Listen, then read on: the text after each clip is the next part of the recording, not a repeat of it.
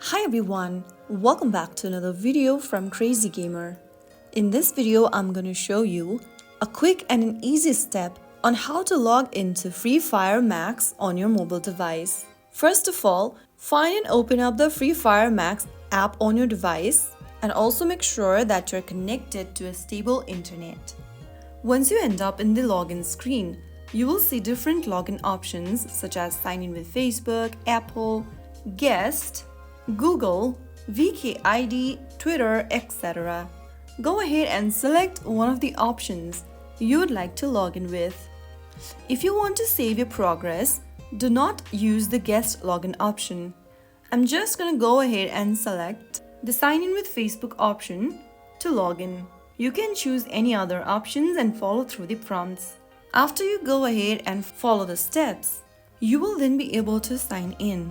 And that's how you can easily log in to Free Fire Max. If this video helped you out, don't forget to like, subscribe, and comment below with any questions. Thanks for watching.